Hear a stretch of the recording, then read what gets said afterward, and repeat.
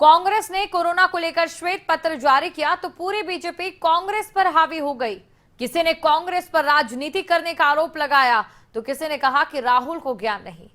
लेकिन कांग्रेस के श्वेत पत्र में जिन बातों पर जोर दिया गया वो क्या है, दिखाते हैं आपको।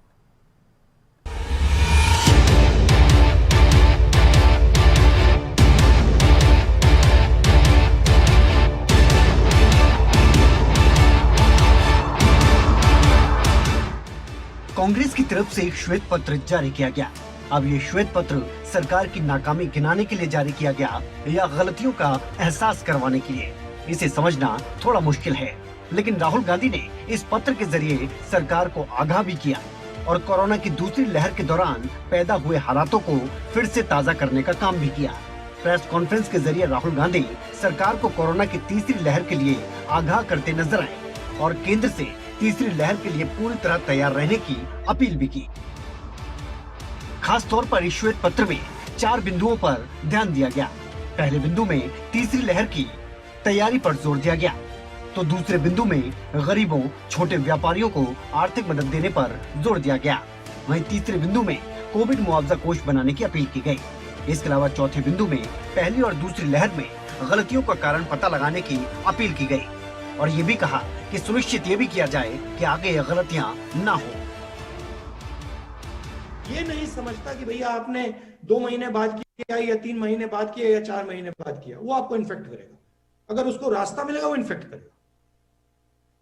तो प्रधानमंत्री को यह समझना है कि ये पॉलिटिकल लड़ाई नहीं है। इस लड़ाई में पूरा हिंदुस्तान उनके साथ खड़ा है। यह वायरस के खिलाफ लड़ाई है और पूरी हिंदुस्तान की शक्ति को प्रधानमंत्री इस्तेमाल करना है। राहुल की इस प्रेस कॉन्फ्रेंस के बाद राहुल और कांग्रेस बीजेपी के निशाने पर आ चुकी है। केंद्रीय मंत्रियों से लेकर सांसदों तक ने कांग्रेस पर निशाना साधा और कांग्रेस पर कोरोना को लेकर राजनीति करने के आरोप जड़ दिए। दुखद है कि आज सुबह राहुल गांधी ने प्रेस कॉन्फ्रेंस करके एक व्हाइट पेपर की बात की है और कहीं न कहीं अड़ंगा लगाने का काम किया है। बंधुगण, आप सब ने इस कोरोना की लड़ाई को शुरू से ही देखा है। आरंभ में ही राहुल गांधी और कांग्रेस पार्टी ने जब भी इस लड़ाई में निर्णायक मोड़ आए उस समय उन्होंने राजनीति करने की भरसर प्रयास किए। कहीं ना कहीं इस लड़ाई को डिरेल करने का अथक परिश्रम राहुल गांधी ने किया है। मैं तो कहूंगा अथक परिश्रम राहुल गांधी जी ने भी किया है और अथक परिश्रम केवल और केवल इंडिया की जो लड़ाई है कोरोना के खिलाफ, कैसे इंडिया उससे डिरेल हो जाए, उसमें अथक परिश्रम राहुल गांधी जी ने बहुत टायरलेस। वहीं खबरें अभी तक से खास बातचीत में हरियाणा के कुरुक्षेत्र से सांसद नायब सैनी ने राहुल गांधी पर निशाना साधते हुए कहा कि राहुल को किसी भी चीज का ज्ञान नहीं। कहना चाह रहा हूं कि जो राहुल गांधी की आपने बात की है, राहुल गांधी को तो ABCD नहीं पता है। वो क्या बोलता है, लॉकडाउन लगता है, लॉकडाउन क्यों लगाया है, लॉकडाउन खुलता है, लॉकडाउन क्यों हटाया है। वैक्सीन को लेकर के राहुल गांधी के ही जो सहयोगी हैं, उसकी पार्टी के दल के नेता हैं, बड़े नेता हैं, किस प्रकार का उन्होंने लोगों के अंदर भ्रम की स्थिति को पैदा करने का काम किया।